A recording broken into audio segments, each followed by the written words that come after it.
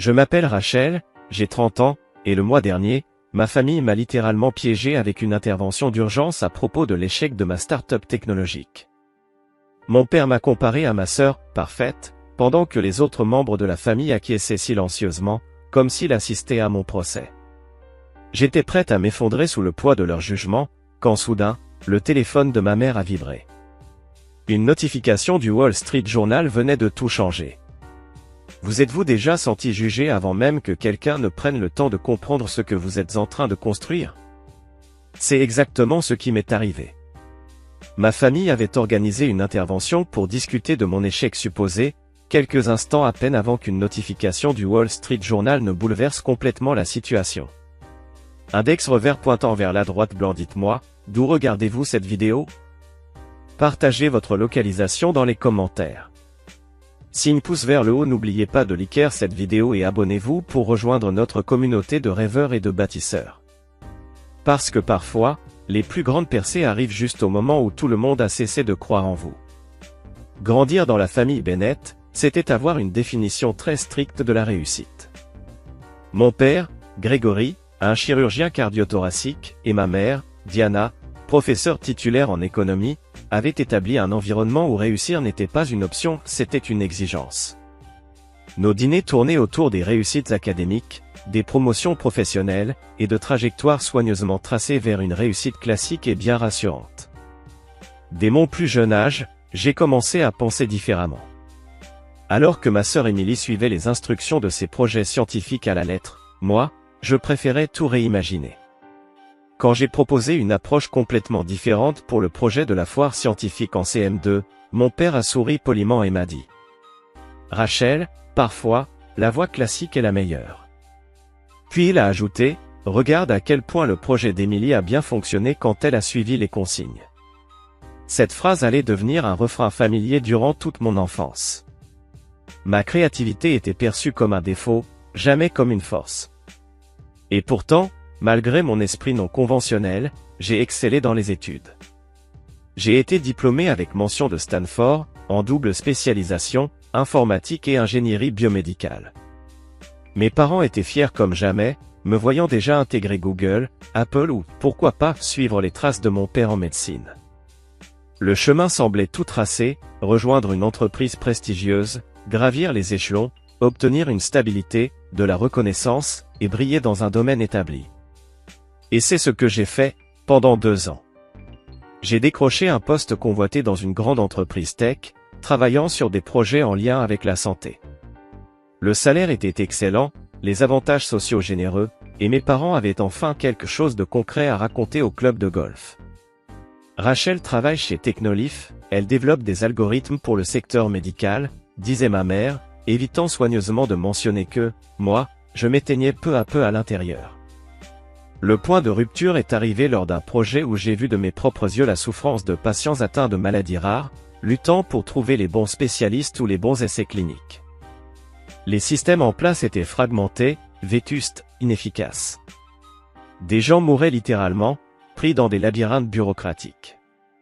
Et là, j'ai vu une opportunité. Créer une plateforme alimentée par l'intelligence artificielle, capable de connecter rapidement les patients atteints de maladies rares avec les bons spécialistes et les essais cliniques adéquats. Fini les mois, voire les années de recherche douloureuses, on pouvait sauver des vies. Quand j'ai annoncé que je quittais mon emploi stable pour lancer ma propre start-up dans la tech santé, les réactions ont été partagées. Ma mère a montré un soutien prudent. Si quelqu'un peut y arriver, c'est bien toi Rachel. Mais prévois un plan B. Mon père, lui, était beaucoup plus sceptique. On ne bouleverse pas l'industrie de la santé du jour au lendemain. Si elle est si complexe, c'est qu'il y a une raison. Et Émilie, déjà en pleine ascension dans son cabinet d'avocat, m'a simplement demandé si ma start-up proposait une assurance maladie. Au départ, il y avait au moins une façade de soutien. Mes parents sont venus à ma petite fête de lancement. Mon père a même signé un chèque pour financer les débuts, mais il a bien insisté sur le fait que c'était un investissement, pas un cadeau. Il y avait même des documents, des prévisions de rendement bien calculées. J'ai nommé l'entreprise Connect Care, et j'ai recruté Jasmine Washington, une programmeuse brillante que j'avais rencontrée chez Technolif, qui partageait ma vision. On a loué un tout petit local, qui nous servait aussi d'appartement quand on travaillait trop tard pour rentrer. Ces premiers mois étaient exaltants. La liberté de construire quelque chose qui avait du sens. Les nuits blanches à coder, à perfectionner notre algorithme. Les moments magiques où un problème complexe finissait par céder à notre détermination. Mon petit ami de l'époque, Timothy Clark, un banquier d'investissement, semblait d'abord enthousiaste. Il aimait l'idée de sortir avec une entrepreneuse, du moins en théorie. Ma copine, c'est peut-être la prochaine fondatrice tech à succès, disait-il fièrement en soirée. Mais au fil des mois, alors que notre travail n'avait pas encore reçu de reconnaissance extérieure, son enthousiasme a commencé à s'éroder. Je pensais que ça allait être une success story plus rapide, m'a-t-il avoué un soir, lors d'une énième dispute. Je commence à croire que tu gâches ton potentiel.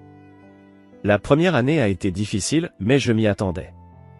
On a réussi à obtenir des fonds modestes de la part d'investisseurs providentiels intéressés par l'innovation dans la santé.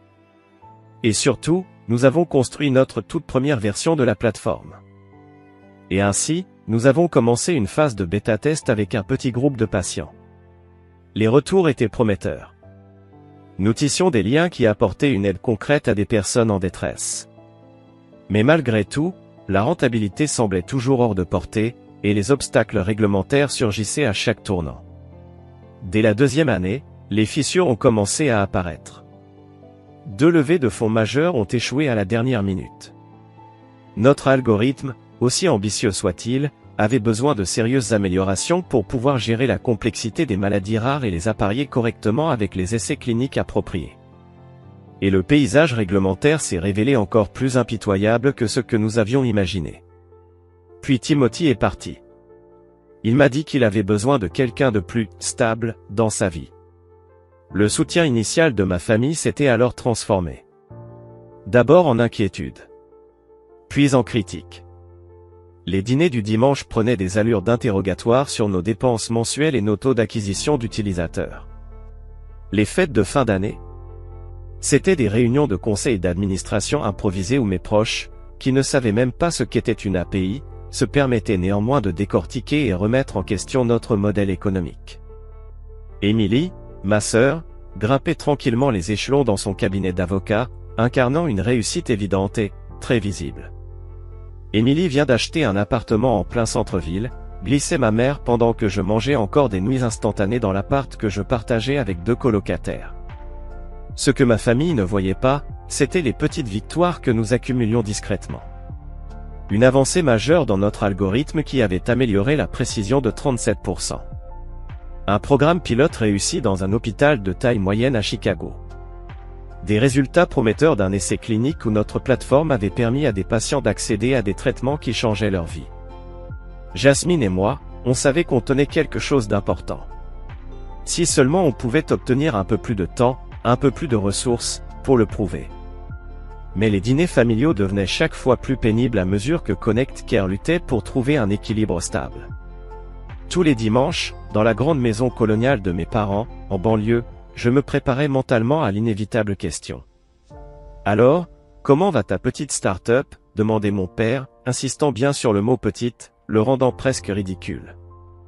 Avant même que je puisse répondre, il enchaînait, Émilie vient de remporter l'affaire Dalton. 3 millions de dollars.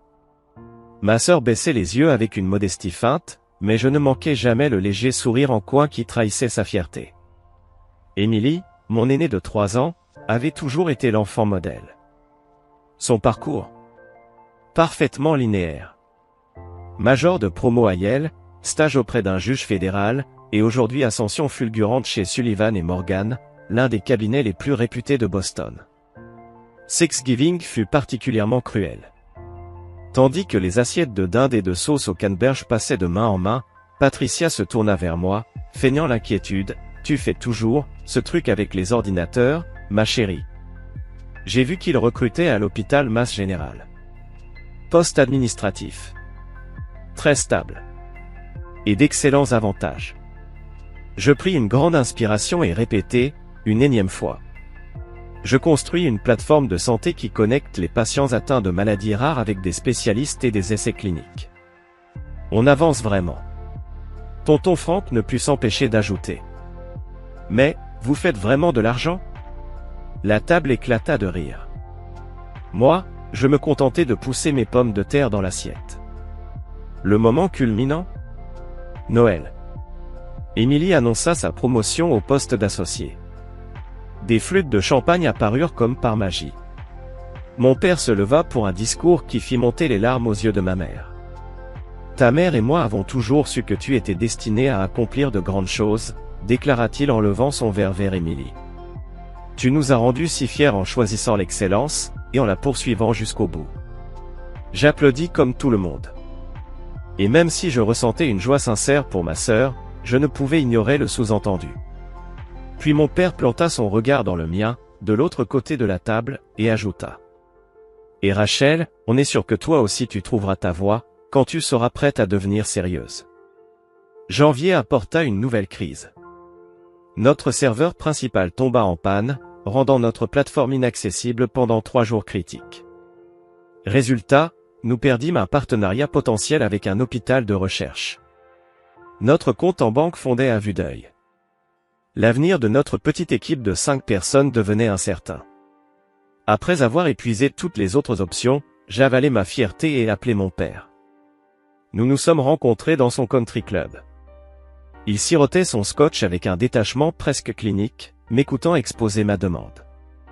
Donc, tu as besoin de 50 000 $ pour tenir jusqu'à la prochaine levée de fonds, demanda-t-il en me scrutant par-dessus ses lunettes, comme s'il évaluait le diagnostic douteux d'un interne. C'est un prêt, pas un don, précisai-je. Nous avons une réunion avec Horizon Venture le mois prochain. Leur portefeuille est axé sur la tech médicale, et ils ont exprimé un intérêt très sérieux. Il reposa son verre. Rachel, je soutiens ton aventure depuis 2 ans maintenant. Ta mère et moi, on commence à se demander si tu n'es pas coincé dans une spirale de presque, sans jamais vraiment y arriver. As-tu envisagé qu'il est peut-être temps de tourner la page? Papa, on est si près d'une percée. Notre algorithme dépasse tout ce qui existe sur le marché. Il nous faut juste un peu plus de temps. Il poussa un long soupir. J'en parlerai avec ta mère, mais à mon avis, ce dont tu as besoin, ce n'est pas d'argent. C'est d'un électrochoc. 2 jours plus tard, je reçus un message de ma mère. Réunion de famille d'urgence ce samedi à 16 h. Merci de venir à la maison. C'est important. Quand je l'ai appelée pour savoir ce qu'il se passait, elle est restée vague. Ton père pense qu'on doit tous discuter de ta situation. Émilie sera là aussi.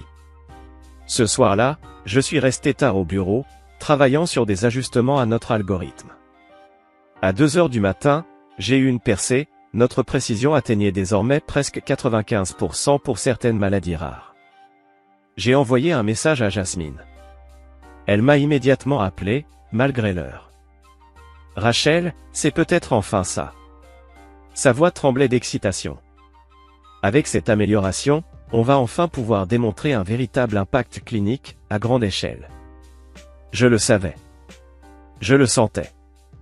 Un mélange d'euphorie et de pression me submergeait. Et l'angoisse. Mais ma famille a organisé une sorte d'intervention au sujet de l'entreprise pour samedi. Ils vont essayer de me convaincre de tout arrêter. Il y eut un silence au bout du fil. Tu y songes vraiment? Demanda enfin Jasmine, d'une voix prudente. Je fixai l'écran de mon ordinateur, où les résultats de notre dernière simulation affichaient une précision sans précédent pour faire correspondre des patients atteints de myasthénie grave aux essais cliniques appropriés. Je ne sais pas, avouai-je. Une part de moi est tellement fatiguée de devoir me battre contre tout le monde, mon ex, ma famille, les investisseurs qui ne comprennent pas notre vision. Et les patients? Murmura Jasmine. Tu penses à eux? Tu penses à Elisa? Elle faisait référence à une fillette de 12 ans atteinte d'une forme rare de dystrophie musculaire, qui avait pu accéder à un essai clinique révolutionnaire grâce à notre plateforme, lors du projet pilote à Chicago. Je fermai les yeux, me rappelant l'appel vidéo en larmes de la mère d'Elisa, nous remerciant de tout cœur pour avoir donné une chance à sa fille, alors que les circuits médicaux traditionnels les avaient abandonnés. Je sais, chuchotai-je. J'ai juste besoin de traverser cette réunion familiale, une dernière fois. J'ai besoin de voir si je peux leur faire comprendre. Et sinon, demanda Jasmine. Sinon, on trouvera une solution, me promit elle. On l'a toujours fait. Le samedi arriva bien trop vite. En conduisant vers la maison de mes parents, je répétais dans ma tête mes explications, mes justifications, mes supplications, tout en sachant pertinemment qu'elles risquaient de tomber dans l'oreille d'un sourd. Peu importe ce qui allait se passer lors de cette réunion d'urgence, je sentais au fond de moi que ce serait un tournant décisif. Mais j'étais loin d'imaginer à quel point ce tournant allait être brutal. J'arrivais dans l'allée circulaire de mes parents exactement à 16h ce samedi. Et là, je remarquai immédiatement qu'il y avait bien plus de voitures que prévu. Ce n'était pas juste ma famille proche. Il y avait au moins 5 véhicules supplémentaires. Mon estomac se noua en reconnaissant la Mercedes de l'oncle Frank et le SUV de tante Patricia. Ce n'était pas une réunion. C'était un guet-apens. La porte d'entrée s'ouvrit avant même que je puisse sonner. Ma mère se tenait là, son visage traversé par une étrange combinaison de compassion et de fermeté. « Rachel, ma chérie, dit-elle en me prenant brièvement dans ses bras. Tout le monde t'attend dans le salon. » Tout le monde ? Répétai-je. Maman, qu'est-ce qui se passe exactement ici ? Elle évita mon regard. Ton père pense qu'il est important qu'on parle tous ensemble, ouvertement, de ta situation. Le salon était silencieux quand j'y entrai. La scène semblait irréelle, comme si j'étais projeté dans ma propre intervention sur un plateau d'émission de l'après-midi. Mon père se tenait près de la cheminée, clairement placé en figure d'autorité. Émilie était assise bien droite sur le canapé, un bloc-notes légal posé sur ses genoux. Dispersés dans la pièce, dans des fauteuils stratégiquement positionnés, se trouvaient ma tante Patricia et mon oncle Frank, le collègue de mon père, le docteur Winston, et sa femme Margaret, ma marraine Judith et, à ma grande surprise, le conseiller financier de ma mère, Bradley. « Qu'est-ce que c'est que ça ?» demandai-je, restant debout malgré la chaise vide ostensiblement placée en face de mon père. Mon père se racla la gorge. « Rachel, s'il te plaît, assieds-toi. Nous sommes réunis en famille parce que nous sommes inquiets du chemin que tu as choisi. Et Bradley fait partie de la famille maintenant ? Demandai-je, en désignant le conseiller financier, qui eut au moins la décence d'avoir l'air mal à l'aise. Bradley est ici pour offrir une perspective professionnelle, répondit calmement mon père. S'il te plaît, assieds-toi. À contre-cœur, je pris place, me sentant comme une accusée face à un jury. Mon père avait visiblement répété son discours. Depuis 2 ans, nous avons soutenu ton expérience entrepreneuriale. Nous t'avons vu investir toutes tes économies, ton temps, tes relations et ton talent dans une entreprise qui ne montre aucun signe de viabilité. En tant que famille, nous ne pouvons plus rester les bras croisés pendant que tu gâches ton potentiel et que tu compromets ton avenir.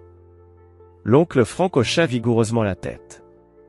Ton père m'a demandé de jeter un œil à ton plan d'affaires, Rachel. Le rythme auquel vous brûlez vos fonds est intenable sans investissement majeur, lequel n'est toujours pas arrivé après 2 ans. C'est généralement un signal du marché. Tu lui as montré nos documents confidentiels ? Demandai-je, stupéfaite. Je lui ai montré ce que tu m'avais montré lorsque tu m'as demandé 50 000 $, répondit mon père. Et Frank est d'accord, les perspectives ne sont pas encourageantes. Tante Patricia se pencha vers moi. Ma chérie, personne ne dit que tu n'es pas intelligente ou travailleuse, mais parfois, la chose la plus intelligente à faire, c'est de savoir quand il faut abandonner. J'ai une amie à l'hôpital général du Massachusetts. Je ne veux pas travailler au Mass Général. L'interrompis-je. Notre plateforme commence enfin à montrer un véritable impact clinique. On aide des patients atteints de maladies rares à accéder à des traitements qui peuvent leur sauver la vie. Mais est-ce que c'est viable financièrement ? Demanda doucement Bradley. Même les projets les plus altruistes ont besoin d'un modèle durable. Nous sommes volontairement en phase pré-revenu, expliquai-je, avec l'impression de parler une langue étrangère. On construit le réseau et on affine l'algorithme avant une monétisation à grande échelle. C'est la norme pour ce type de plateforme. Le docteur Winston secoua la tête. J'ai vu beaucoup d'innovations médicales échouer. Pas parce qu'elles n'étaient pas de bonnes idées, mais parce qu'elle n'arrivait pas à naviguer dans le paysage réglementaire et les réalités financières du système de santé. Ma marraine Judith, qui était restée silencieuse jusque-là, prit enfin la parole. Rachel, on s'inquiète aussi pour toi, personnellement. Timothy était un garçon tellement charmant, et ta mère me dit que tu ne sors presque plus avec personne. Tu travailles jour et nuit, tu vis littéralement dans ton bureau. Timothy est parti parce qu'il voulait sortir avec un symbole de statut social, pas avec une vraie personne avec des ambitions. Il est parti parce qu'il n'était pas capable d'aimer une femme avec des objectifs, ai-je rétorqué, ma voix légèrement tremblante. Et ma vie personnelle n'est pas un sujet de débat familial. Émilie, qui griffonnait des notes depuis un moment, leva enfin les yeux. Je me suis permise de rédiger quelques options pour toi, dit-elle d'un ton professionnellement compatissant. J'ai des contacts dans plusieurs entreprises tech qui seraient très intéressées par quelqu'un avec ton profil. Tu pourrais présenter ton expérience dans les startups comme un atout sur le marché du travail, plutôt qu'un fardeau. C'est très attentionné, Émilie, répondis-je d'un ton sec. Mais je ne cherche pas de travail. J'ai déjà un travail. Je suis PDG d'une entreprise qui fait un travail important. Ma mère, qui était restée inhabituellement silencieuse, me toucha le bras. Ma chérie, on sait que tu crois profondément en ce que tu fais. Mais tu as toujours été tellement idéaliste. Et parfois, la réalité ne correspond pas à nos rêves. Ce n'est pas un échec. C'est simplement la vie. Je regardais autour de la pièce. Ces gens disaient m'aimer, mais aucun ne semblait voir, ni respecter la vision qui me portait. Notre algorithme vient d'atteindre un taux de précision de 95% pour certaines conditions médicales. Vous vous rendez compte de ce que ça signifie? Ça veut dire que des patients qui auraient mis des années à trouver un traitement adapté peuvent maintenant le trouver en quelques jours. Ça veut dire des vies sauvées. Mon père poussa un long soupir, lourd de jugement. Rachel, tout le monde veut sauver le monde quand il est jeune. Mais il existe des circuits bien établis pour l'innovation médicale. S'il y avait vraiment du potentiel dans ton idée, le marché l'aurait validé depuis longtemps. Le marché est cassé. Ai-je répliqué, presque en criant. C'est exactement pour ça qu'on construit ce que l'on construit. Et nous avons déjà une validation de la part des patients, des médecins dans nos hôpitaux pilotes, des chercheurs cliniques. Mais pas de la part d'investisseurs avec de l'argent réel, m'interrompit mon père. Pas de la part de gens qui comprennent le business, pas seulement l'idéalisme. Émilie acquiesça doucement. Rachel, j'admire ta passion. Mais la passion ne paie pas les factures. J'ai travaillé méthodiquement pour devenir associé pendant 8 ans. Ça m'a demandé de la discipline, des choix stratégiques et parfois, de mettre de côté ce que je voulais sur le moment, pour voir plus grand. Mon père se tourna vers elle, rayonnant de fierté. Exactement. Ta sœur est devenue associée, pendant que toi, tu joues à l'entrepreneur. Ces mots me frappèrent comme des coups physiques. Un silence pesant envahit la pièce. Tout le monde digérait la cruauté de ces paroles. Je sentis les larmes me monter aux yeux, mais je refusais de pleurer. Je me levai, attrapai mon sac à main. Je pense qu'on en a terminé ici, dis-je calmement. Rachel, ne sois pas dramatique, commença mon père. On essaie juste de t'aider. Non, répondis-je, ma voix se raffermissant. Vous essayez de faire de moi quelqu'un que je ne suis pas. Vous n'avez jamais compris ce que je construisais, parce que vous n'avez jamais vraiment essayé de comprendre. Ma mère semblait bouleversée. Rachel, s'il te plaît. Ton père veut juste ce qu'il y a de mieux pour toi. Il veut ce qu'il pense être le mieux pour moi, le corrigeai-je. C'est très différent. Alors que je me tournais pour partir, un événement totalement inattendu se produisit. Le téléphone de ma mère vibra bruyamment dans sa poche. Par réflexe, elle le sortit et jeta un œil à l'écran. Son expression passa de la préoccupation à l'incompréhension. Diana, on est en pleine discussion importante, grogna mon père. Mais ma mère ne le regardait pas. Elle fixait l'écran, puis leva les yeux vers moi, les siens s'écarquillant. Grégory, tu devrais voir ça, dit-elle lentement. Qu'est-ce qui pourrait bien être plus important que cette discussion de famille, demanda mon père avec impatience. Ma mère me fixa intensément en lisant à voix haute ce qu'elle venait de voir. Pourquoi ton entreprise est-elle évaluée à $1 milliard dans le Wall Street Journal?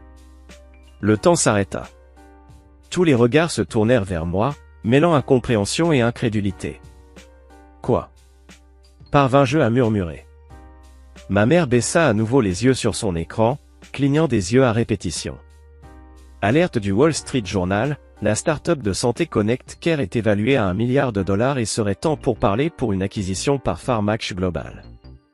Elle me regarda de nouveau. Rachel, c'est ton entreprise. Je n'arrivais pas à comprendre ce que j'entendais. Pharmax Global faisait partie des plus grandes entreprises pharmaceutiques au monde. Et même si nous avions entamé de très légères discussions avec leur département innovation sur une potentielle collaboration, jamais, au grand jamais, il n'avait été question d'une acquisition. Encore moins d'une évaluation à $1 milliard. Je dois voir ça, dis-je en traversant la pièce d'un pas rapide. Ma mère me tendit son téléphone et je fixai le titre, abasourdi. Émilie avait déjà sorti le sien. C'est une erreur, demanda-t-elle, sa voix pleine de scepticisme professionnel, malgré le choc évident. Mes doigts tremblaient alors que je faisais défiler l'article. D'après Malin Torres, journaliste spécialisée dans la technologie de la santé au Wall Street Journal, Pharmax Global serait en négociations avancées pour acquérir Connect Care pour environ $1 milliard, principalement en raison de notre algorithme révolutionnaire de correspondance de patients, qui démontre une précision sans précédent dans l'identification de patients atteints de maladies rares et leur mise en relation avec des essais cliniques adaptés. L'article citait même une source anonyme de chez Pharmax, affirmant que notre technologie pourrait transformer radicalement la manière dont les patients sont recrutés pour les essais cliniques. Et pourrait potentiellement faire économiser des milliards à l'industrie pharmaceutique en évitant les échecs d'essais cliniques, tout en accélérant de manière spectaculaire le développement de traitements pour des maladies rares. Pendant que je lisais, j'ai soudainement pris conscience de plusieurs choses à la fois. Mon téléphone vibrait sans arrêt au fond de mon sac. La pièce autour de moi s'était remplie d'un brouhaha confus, et mon père s'était approché derrière moi pour lire par-dessus mon épaule. Son expression changea instantanément, passant du scepticisme à la stupeur. « Rachel, dit-il, sa voix totalement différente cette fois. Est-ce que c'est vrai ? » Je finis par vérifier mon propre téléphone, 17 appels manqués de Jasmine. 5 de notre avocat Samuel. 3 d'un numéro inconnu avec un indicatif de New York. Et des dizaines de messages textes et de notifications par mail. Je ne sais pas, avouai-je. On était en discussion avec Pharmax pour un partenariat potentiel, mais rien de ce genre. Il faut que j'appelle Jasmine. Je sortis sur le porche, les mains tremblantes, et composai le numéro de ma partenaire commerciale. Elle décrocha dès la première sonnerie. « Rachel, enfin. Tu l'as vu ?» La voix de Jasmine était plus aiguë que d'habitude, débordant d'excitation. « L'article du Wall Street Journal ? » « Oui. Je viens de le lire. »« Mais qu'est-ce qui se passe, Jasmine ? On n'était pas en négociation d'acquisition, non ? » « On l'est maintenant, » répondit-elle, à bout de souffle. Elle m'expliqua que Daniel Rodriguez de chez Pharmax avait appelé juste après notre percée d'hier soir. Leur équipe suivait notre évolution de près, et l'amélioration de la précision de notre algorithme les avait fait passer au niveau d'intérêt supérieur. Quand je lui ai dit qu'on atteignait 95% de taux de correspondance pour certaines pathologies, il a failli tomber de sa chaise, ajouta-t-elle. Je me cramponnai à la rambarde du porche pour ne pas flancher. Mais, $1 milliard ? C'est insensé. C'est notre algorithme, reprit Jasmine rapidement. Tu sais que Pharmax a dépensé $3,7 milliards l'année dernière dans des essais cliniques, et que plus de 80% d'entre eux ont échoué à recruter suffisamment de patients. Notre système règle exactement ce problème, le plus coûteux pour eux. Daniel m'a dit que leur évaluation interne montre que notre technologie pourrait leur faire économiser plus de 2 milliards chaque année, tout en accélérant leur pipeline de développement de médicaments de plusieurs années. Mon esprit s'emballa, repensant à toutes ces nuits blanches, ces lignes de code interminables, ces réunions avec des patients et des médecins pour comprendre les vrais problèmes du terrain. Tous ces moments où l'on avait l'impression de crier dans le vide, en essayant de convaincre les autres que ce que l'on bâtissait avait de la valeur. Mais, comment le Wall Street Journal l'a-t-il su? Demandai-je. On n'a encore rien signé. Justement, dit Jasmine, sa voix devenant plus grave. Je crois que Farmax a fuité l'info eux-mêmes. Samuel pense qu'ils essaient de créer une évaluation publique pour justifier l'acquisition auprès de leur conseil d'administration et de leurs actionnaires. Il essaie désespérément de te joindre depuis ce matin. Il faut qu'on voie l'équipe juridique immédiatement.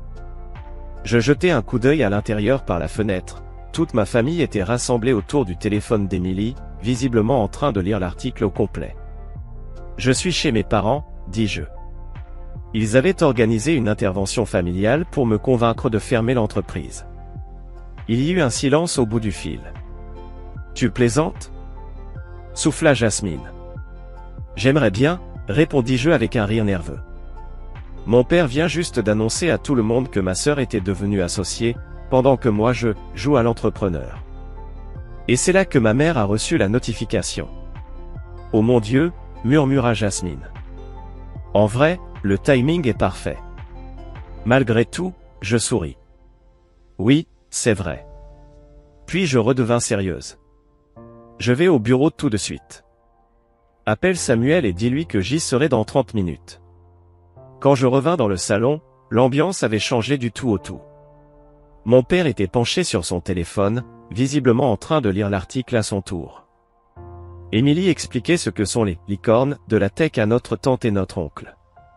Ma mère me regardait, les yeux grands ouverts. Je dois y aller, annonçai-je.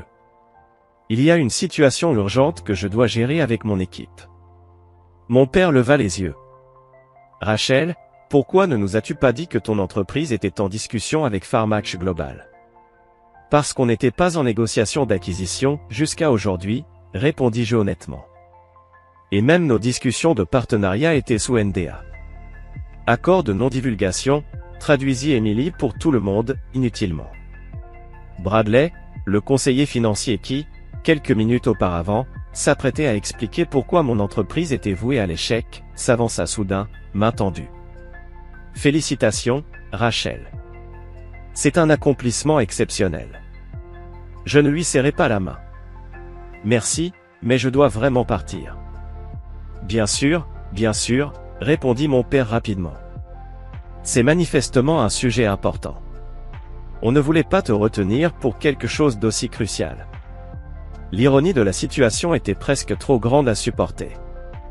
Je regardais cette pièce remplie de gens venus expressément pour me faire abandonner mon rêve.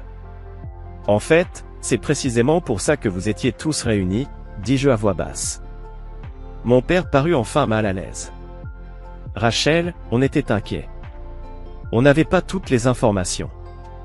Non, approuvai-je. Vous ne les aviez pas. Mais ça ne vous a pas empêché de juger quand même. Je me tournai pour partir, puis m'arrêter. Je vous tiendrai au courant de l'évolution des choses. Là, je dois aller parler à mon équipe. Et nos avocats. Alors que je franchissais le seuil de la porte, j'entendis ma mère m'interpeller derrière moi. Rachel, attends. Elle descendit précipitamment les marches du perron pour me rattraper. Je voulais juste te dire que je suis fier de toi. Je l'ai toujours été. Je la regardai.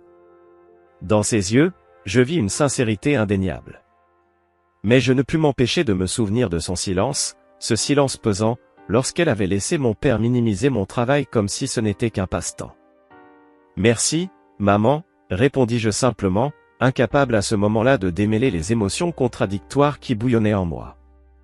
Alors que je roulais en direction de nos bureaux, mon téléphone ne cessait de vibrer. Les notifications s'enchaînaient à une vitesse folle. L'histoire prenait de l'ampleur. Elle n'était plus seulement dans le Wall Street Journal.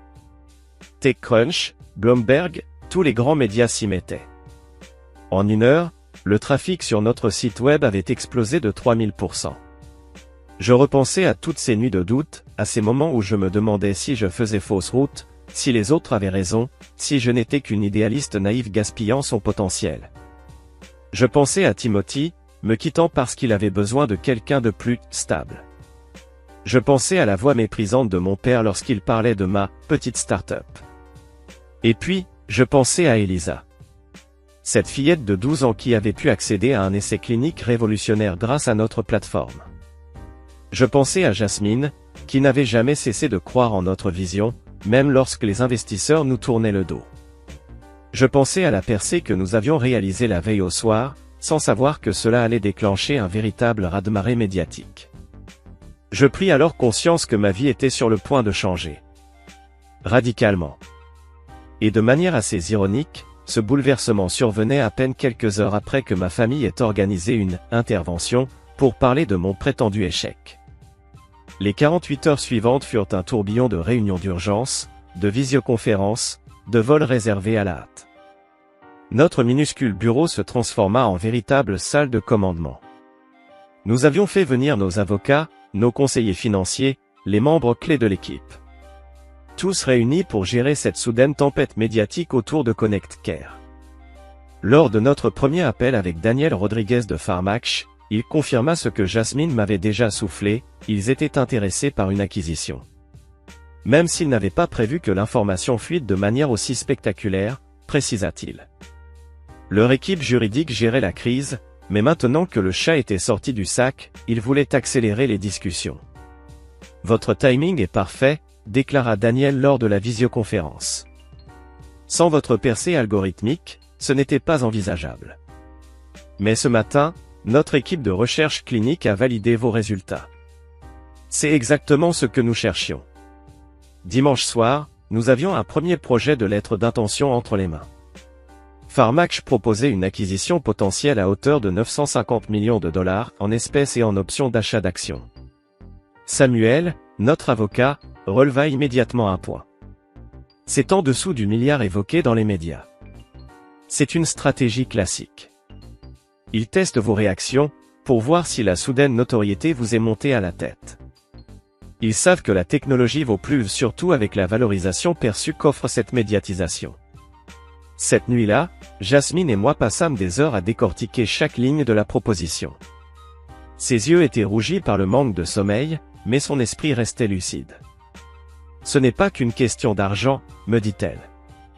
C'est une question de contrôle. Si on vend complètement, rien ne garantit qu'ils utiliseront notre technologie comme nous l'avions imaginé. Et elle avait raison. L'algorithme que nous avions conçu n'était pas qu'une prouesse technologique. C'était notre mission. Un combat pour transformer radicalement l'accès aux soins pour les patients atteints de maladies rares. Entre de mauvaises mains, cette technologie pouvait devenir un simple outil de plus pour maximiser les profits pharmaceutiques, au lieu d'apporter de l'aide à ceux qui en avaient désespérément besoin. Lundi matin, mon téléphone n'arrêtait plus de sonner. Des membres de la famille que je n'avais pas entendus depuis des années tentaient de me joindre. Des cousins éloignés, d'anciens collègues de mon père. Même Timothy m'avait envoyé un message. Un SMS soigneusement rédigé pour avoir l'air naturel, sans un mot sur la manière dont il m'avait abandonné au pire moment. J'ai entendu parler de ton succès. J'ai toujours su que tu y arriverais. Un café, un de ces jours? Je n'ai pas répondu. Ma mère a appelé 3 fois avant que je décroche enfin, lundi après-midi. Rachel, on voulait juste s'assurer que tu allais bien, dit-elle d'une voix hésitante. Tu es partout dans les médias. Les anciens collègues de ton père nous appellent. Je vais bien, maman, répondis-je, en essayant de masquer l'irritation dans ma voix. Je suis juste extrêmement occupé. Bien sûr, bien sûr. On ne veut pas te déranger. Mais ton père aimerait te parler. Il se sent très mal à propos de samedi. Je fermai les yeux. Je revis son visage, ce regard dur et froid, quand il avait proclamé qu'Emily, ma sœur, était devenue associée dans son cabinet pendant que moi, je jouais à l'entrepreneuse. Malgré tout ce qui s'était passé depuis, cette remarque me brûlait encore. Je ne peux pas lui parler maintenant, dis-je enfin. Je suis en pleine négociation commerciale, peut-être la plus importante de ma vie. Dis-lui que je l'appellerai quand tout se calmera. Silence. Puis elle reprit. Il est très fier de toi, Rachel. Maintenant, oui, soufflai-je. Maintenant que d'autres valident enfin ce que je fais. Ma mère ne répondit pas. Elle ne contredit pas. Tu nous tiendras au courant pour l'acquisition? Oui. Je vous tiendrai informé. Ce soir-là, Jasmine et moi. Alors que Samuel et moi examinions une contre-proposition, quelqu'un frappa à la porte de notre bureau. À ma grande surprise, Émilie se tenait là, une bouteille de champagne à la main, l'air inhabituellement hésitante. « Votre secrétaire m'a laissé monter », expliqua-t-elle. Pourtant, nous n'avions pas de secrétaire. Je me suis dit que vous auriez peut-être besoin d'une pause, et peut-être aussi d'un point de vue juridique, de la part de quelqu'un qui est de votre côté. J'hésitais.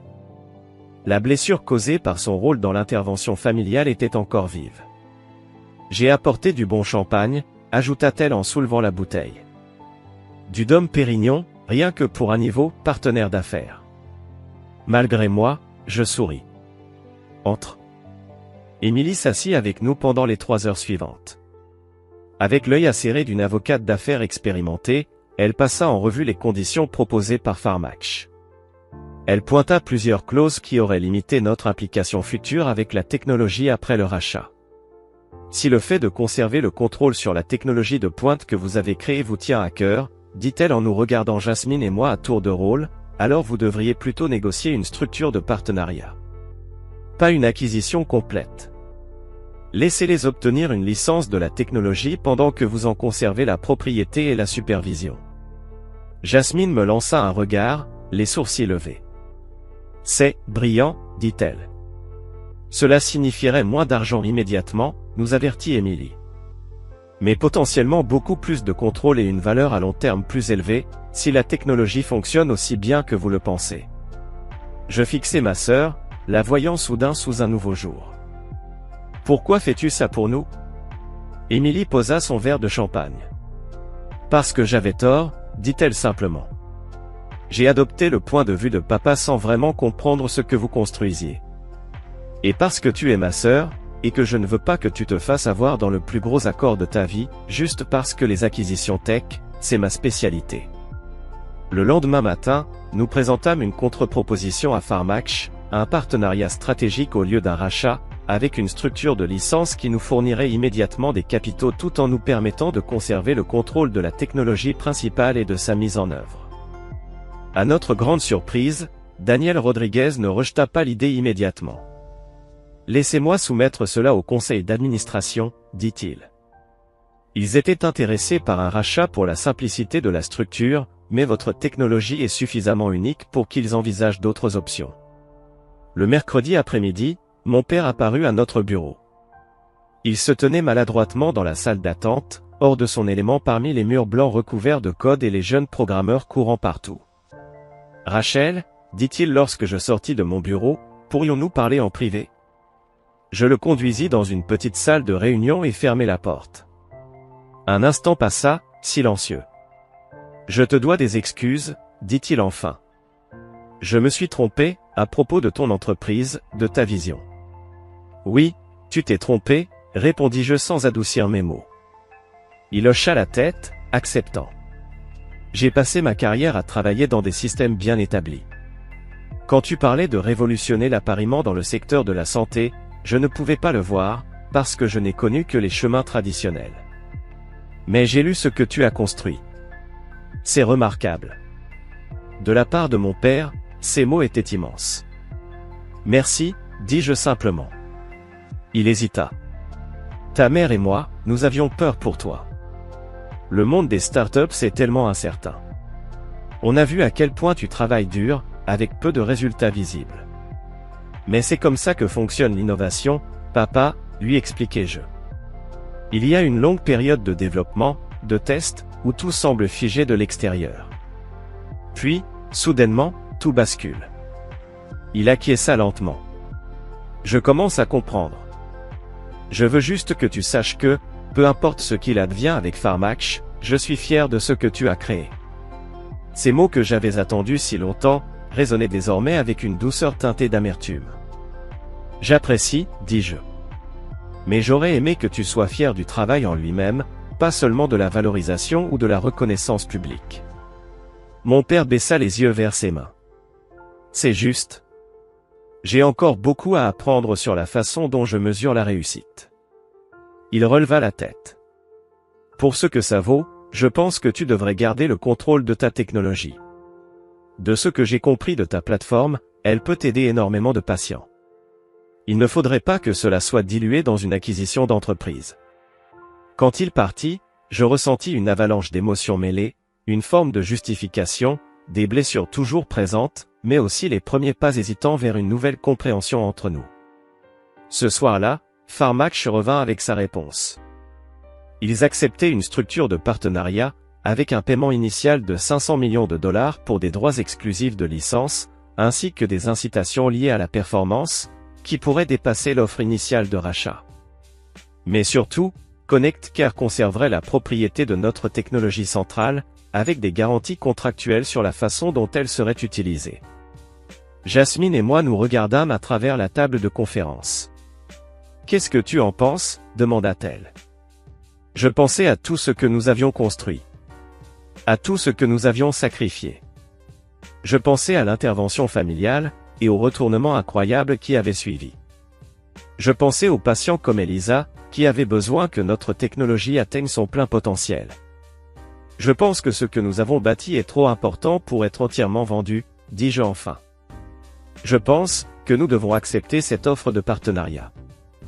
Et continuer à construire, dit Jasmine avec un large sourire. C'est exactement ce que j'espérais entendre. 3 mois plus tard, Connectar était méconnaissable. Notre nouveau siège social s'étendait sur 3 étages dans un immeuble moderne en plein centre-ville bien loin du petit appartement de bureau exigu où Jasmine et moi avions passé d'innombrables nuits blanches à bâtir notre rêve, un code après l'autre. Notre équipe était passée de 5 à 50 personnes, avec des départements spécialisés. Développement d'algorithmes.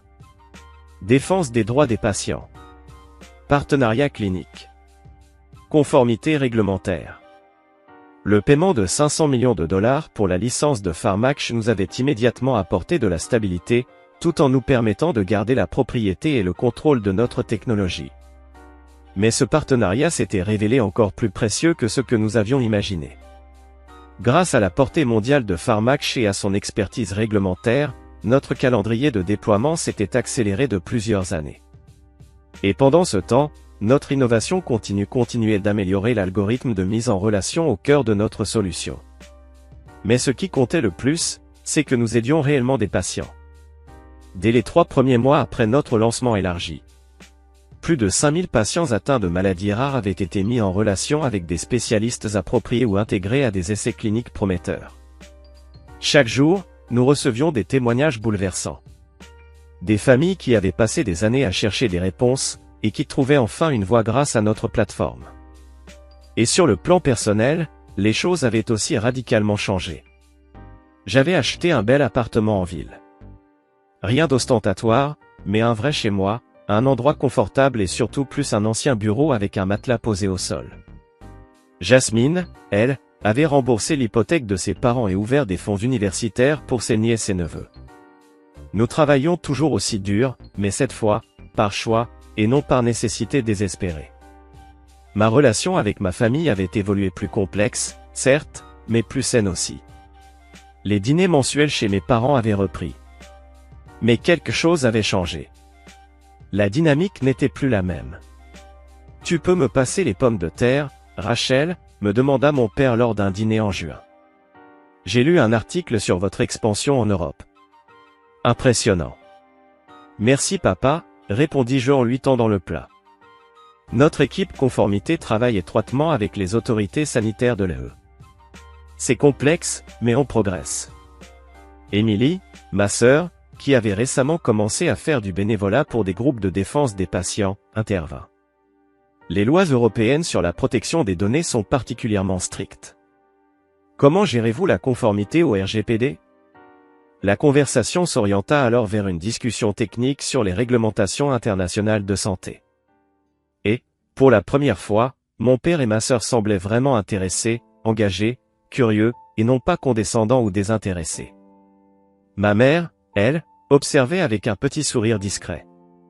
Elle intervenait de temps en temps, mais semblait surtout heureuse de voir cette nouvelle dynamique familiale. Après le dîner, mon père m'invita dans son bureau. Autrefois un endroit intimidant où il me faisait ses grandes évaluations de vie.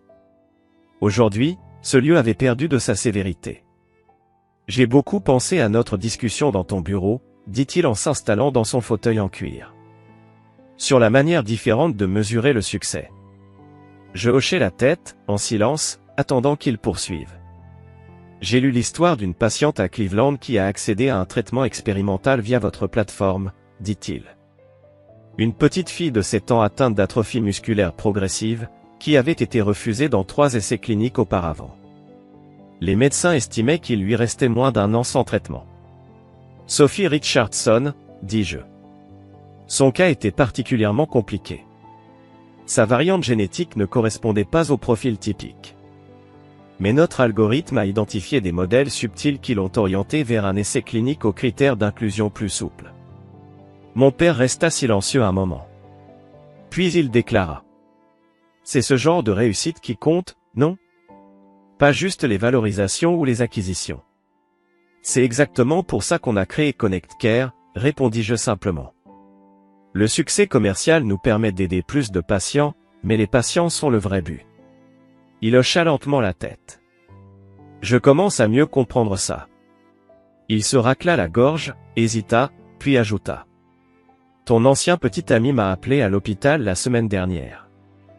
Timothy, demandai-je, surprise. Oui. Apparemment, il n'arrivait pas à te joindre directement et pensait que je pourrais l'aider à reprendre contact. L'expression de mon père était neutre, mais je perçus une lueur protectrice dans son regard. Et qu'est-ce que tu lui as dit? Un petit sourire se dessina au coin de ses lèvres. Je lui ai dit. Ma fille dirige une plateforme mondiale de santé, et elle a d'autres priorités. Et elle est extrêmement sélective quant à l'utilisation de son temps. Je n'ai pas pu m'empêcher de rire. Merci pour ça. La sonnette retentit, et quelques instants plus tard, ma mère apparut à la porte du bureau. Rachel, une certaine Maline Torres est là pour te voir. Elle dit que tu l'attendais. Marilyn Torres. La journaliste du Wall Street Journal, dont l'article avait tout changé. Elle m'avait contacté pour me demander une entrevue sur l'impact de la technologie de Connect Care dans le traitement des maladies rares. Après mûre réflexion, j'avais accepté, et je lui avais proposé de nous rejoindre pour le dessert après notre dîner de famille. Oui, nous avions convenu de nous rencontrer ici, confirmai-je en me levant. Elle écrit un article de suivi. Mon père haussa les sourcils. Il faut être audacieux pour inviter la presse à un dîner en famille. Je souris. Je pense qu'on peut gérer. Mais Maline s'avéra être très différente de l'image intimidante que je m'étais faite d'elle.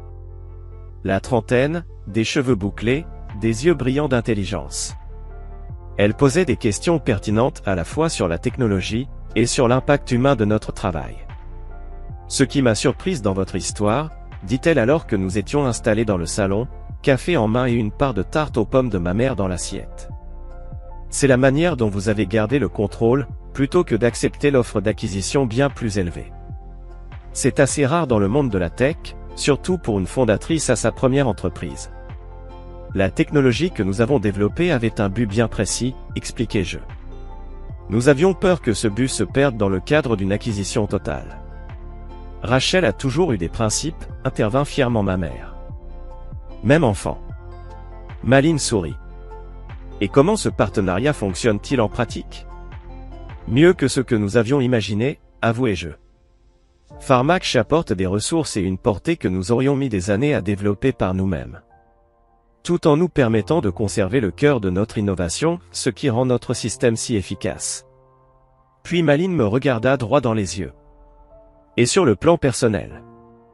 Votre vie a dû changer radicalement ces derniers mois? J'y réfléchis un instant. En surface, oui. Nous avons maintenant de vrais bureaux, une équipe en pleine croissance, une stabilité financière. Mais le cœur de ce que nous faisons, connecter les patients avec des traitements capables de changer leur vie. Ça, c'est resté exactement le même. Alors que la soirée touchait à sa fin, Émilie raccompagna Maline. Pendant que j'aidais ma mère à débarrasser les assiettes de dessert. Tu t'es très bien débrouillé pendant l'interview, dit-elle en rinçant une tasse. Très posé. Merci, maman, répondis-je. Ça devient plus facile avec l'expérience. Elle posa la tasse et se tourna vers moi. Je veux m'excuser encore une fois pour cette intervention. Nous avons eu tellement tort, et de manière si publique, si blessante. Je m'adossai au plan de travail. Pourquoi tu n'as rien dit ce jour-là? Avant même l'article du Wall Street Journal? Tu es resté là. Sans rien dire, pendant que papa et tous les autres critiquaient mes choix. Ma mère poussa un profond soupir. J'étais partagé entre ce que ton père croyait être le mieux, et ce que je craignais être vrai. Je m'inquiétais de te voir travailler si dur sans reconnaissance. Mais j'aurais dû parler. Oui, tu aurais dû, dis-je. Je sais, murmura-t-elle. Mais je veux que tu saches que j'ai toujours cru en toi, Rachel. Même quand j'avais peur pour toi. Je pris sa main. Je sais, maman. Et maintenant, on avance ensemble, sur un meilleur chemin. Plus tard dans la soirée, en rentrant à mon appartement, je repensais à ces 3 derniers mois extraordinaires. La technologie que nous avions créée aidait enfin les gens, comme nous l'avions toujours imaginé. Mais ce fut un vrai combat pour que les autres le voient. La validation était venue, financièrement, et en termes d'impact. Mais aujourd'hui, ce n'était plus la reconnaissance qui comptait. C'était le travail lui-même. Mon téléphone vibra. Un message de Jasmine. On a reçu l'approbation préliminaire des autorités européennes. On peut commencer le projet pilote dans le mois prochain. Encore une étape franchie. Encore un pas vers la vision que nous avions défendue coûte que coûte pendant 2 années difficiles, entre doutes et rejets. En me garant sur ma place de parking, je ressentis une profonde gratitude. Pas seulement pour le succès, mais aussi pour toutes les épreuves. Celles qui avaient forgé notre technologie, et ma propre résilience. 1 an après l'article du Wall Street Journal qui avait tout bouleversé. Connect Care avait évolué bien au-delà de ce que Jasmine et moi avions osé imaginer. À l'époque où nous travaillions depuis notre petit appartement reconverti en bureau. Notre plateforme de mise en relation entre patients et traitements pour maladies rares était désormais active dans 12 pays. Avait facilité plus de 20 000 connexions. Et était devenue la référence mondiale pour le recrutement d'essais cliniques. Le succès financier était indiscutable. Notre partenariat avec Pharmatch avait dépassé les objectifs de performance. Déclenchant des paiements supplémentaires qui nous rapprochaient du $1 milliard de valorisation initialement estimée. Jasmine et moi étions devenus riches selon toutes les normes. Mais nous restions activement impliqués dans la stratégie et les opérations de l'entreprise. Et pourtant, notre vraie réussite. Elle ne se mesurait pas en compte bancaire ni en valorisation. Elle se lisait dans les emails, les lettres, les messages vidéo. Reçus chaque jour de la part de patients et de familles. Dont la vie avait été transformée grâce à notre plateforme. Un mardi matin, j'étais dans notre salle de conférence en verre, en train de revoir les résultats du trimestre. Quand mon assistante Amanda frappa doucement. « Quelqu'un veut vous voir. » Une certaine Sophia Richardson, et sa mère. Elles n'ont pas de rendez-vous, mais espéraient vraiment vous rencontrer en personne. Je reconnus immédiatement le nom. La fillette de 7 ans atteinte d'atrophie musculaire progressive. Dont j'avais parlé à mon père, des mois plus tôt. Faites-les entrer, répondis-je en refermant mon ordinateur portable. La petite fille qui franchit la porte n'avait rien à voir avec l'enfant fragile que j'avais vu dans les dossiers médicaux. Sophia Richardson avait les yeux brillants, les joues roses, et marchait avec précaution, mais détermination. Comme quelqu'un qui retrouvait ses forces. Sa mère, Catherine, la suivait de près. Le visage empli de gratitude et d'émerveillement. « Mademoiselle Bennett », commença-t-elle, la voix tremblante. « Nous voulions juste vous remercier en personne. L'essai clinique que votre système a permis à Sophia d'intégrer. Les médecins parlent de réponses miraculeuses. » Sophia me regarda, les yeux sérieux. « Maman dit que votre ordinateur est magique, et qu'il a trouvé le médicament qui a réparé mes muscles. » Je me mis à sa hauteur. « Ce n'est pas de la magie, juste un système très performant pour trouver les bonnes correspondances. Mais je suis ravi que ça ait marché pour toi. » Moi aussi, dit-elle simplement. Je peux aller à l'école maintenant, et mes cours de danse commencent la semaine prochaine.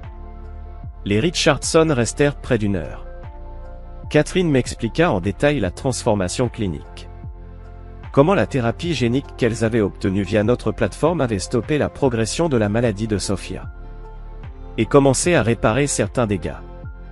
Mais ce sont les petits détails qui m'ont le plus touché, l'enthousiasme de Sophia à l'idée de rejoindre un cours de ballet, ses projets pour Halloween, ses expériences d'enfance ordinaire qui semblaient impossibles un an plus tôt. Après leur départ, je suis resté assis tranquillement dans mon bureau, en train de digérer cette rencontre.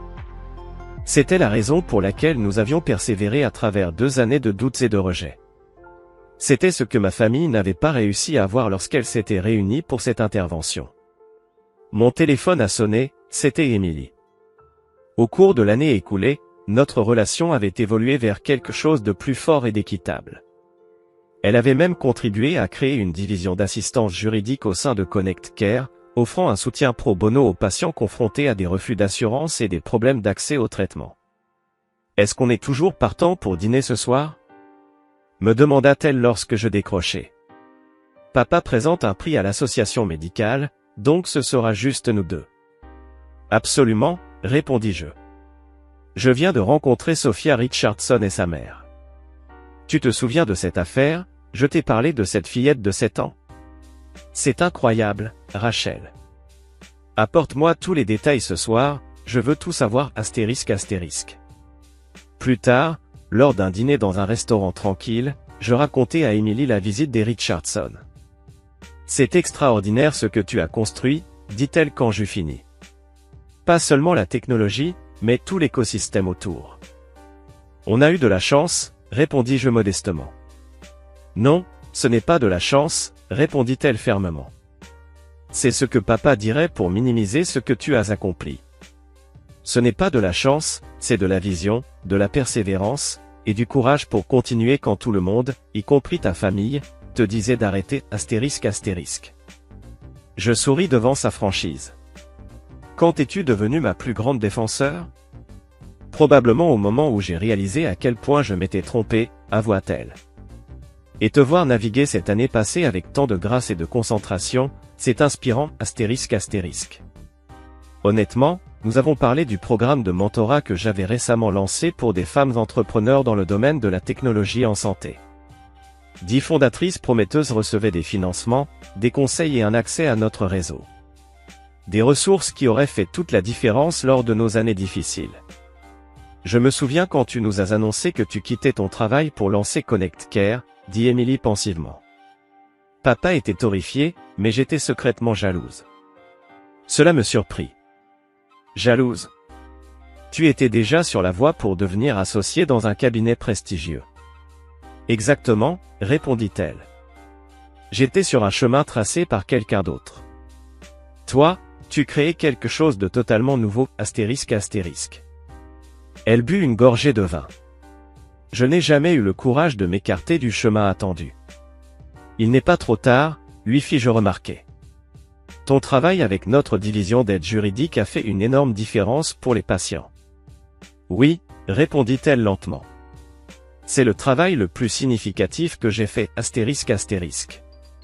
Notre conversation dériva vers des sujets familiaux, l'évolution progressive mais significative de notre père dans sa vision du succès, la joie de notre mère à parler à ses collègues universitaires de l'impact de Connect Care, les prochaines réunions de famille qui ne me remplissaient plus d'appréhension. Alors que nous terminions le dessert, mon téléphone vibra avec une notification. Je baissai les yeux et ne pus m'empêcher de rire. « Qu'est-ce qu'il y a ?» demanda Émilie. Timothy encore, apparemment il a lancé un service de conseil en investissement et veut explorer des synergies avec Connect Care, astérisque. Émilie leva les yeux au ciel. L'audace des hommes médiocres ne cesse de m'étonner, astérisque. Je rangeai mon téléphone sans répondre. La réapparition de Timothy dans ma vie, ou ses tentatives, était devenue une blague récurrente entre Jasmine et moi. L'homme qui n'avait pas su voir la valeur de ce que nous construisions quand ça comptait, ne pouvait maintenant pas s'empêcher d'essayer de s'associer à notre succès.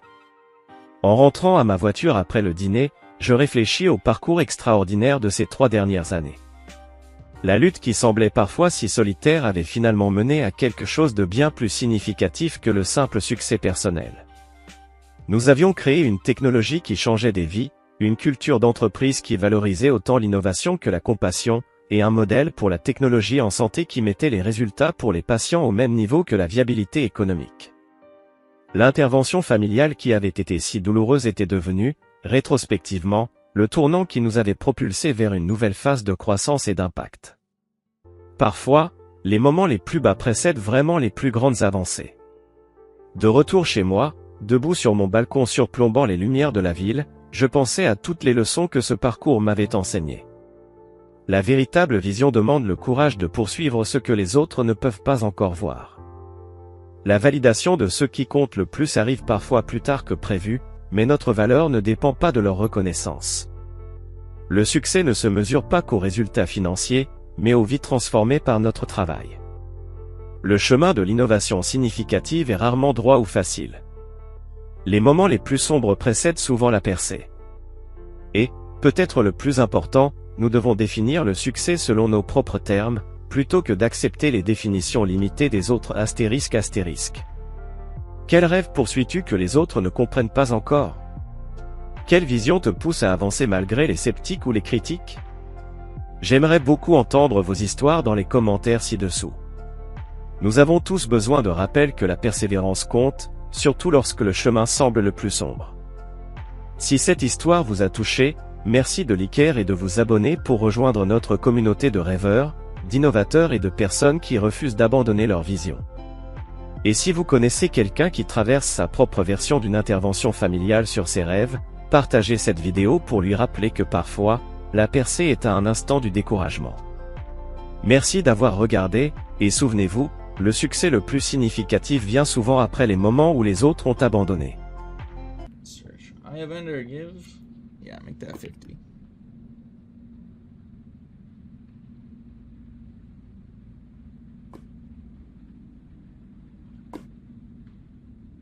Alright. I have Enders now. Cheaper. What's up, the Death Caller? Welcome to the stream. Thanks for watching, my friend. How you doing?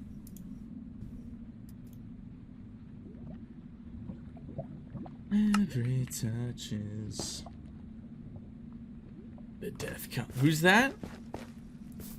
Is that Death calling? Death is here. Everyone chill. Everyone chill. Death is here. I think you know what that means. Oh fuck. Oh fuck. Oh fuck. Oh fuck. Oh fuck. Oh fuck.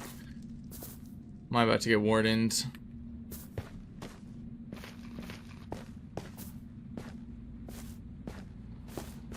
Okay, chat, we've got an ad coming up in about 3 minutes here.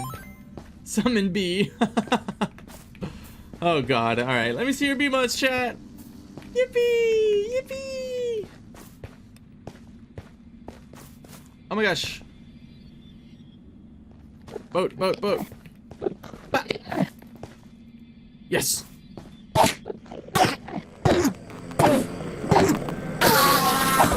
No drop, hog. Another one. Get in there.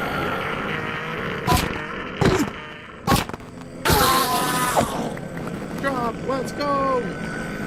Okay, I think we have the bare absolute minimum required. Assuming there's no breaks.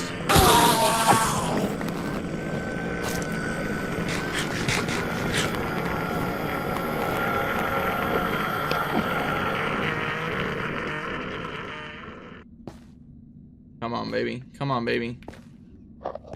Yes.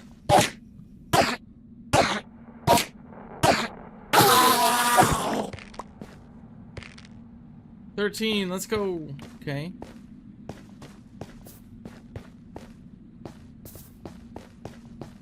So yes, at the moment, the Death Caller, we are just farming Ender Pearls to get Eyes of Ender, so that we can make our way to the stronghold.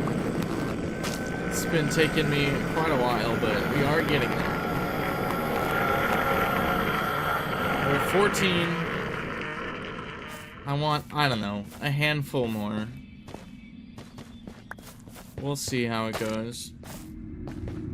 But we're doing hardcore Minecraft, but chat can directly influence my game. So you should see a button on your screen that says crowd control. It should be a yellow button.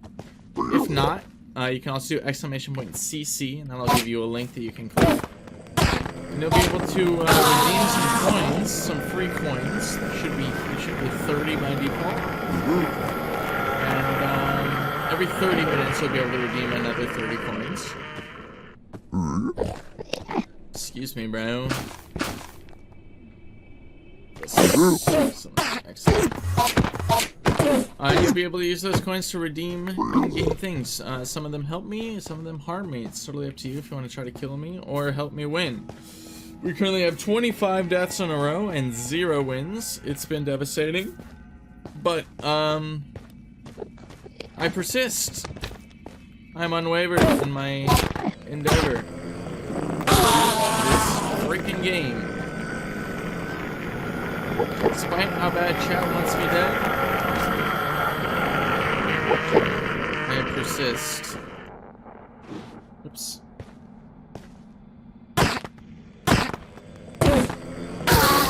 Are you sitting, trying to join the raffle when it has not started yet again?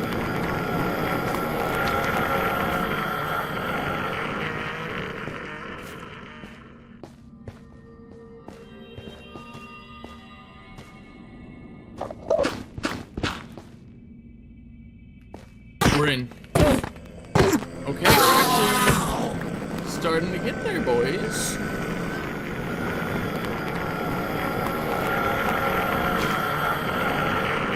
Any more indie mats? Well, there's one. Not the easiest guy to get to, but... Alright, the raffle has begun. !Join.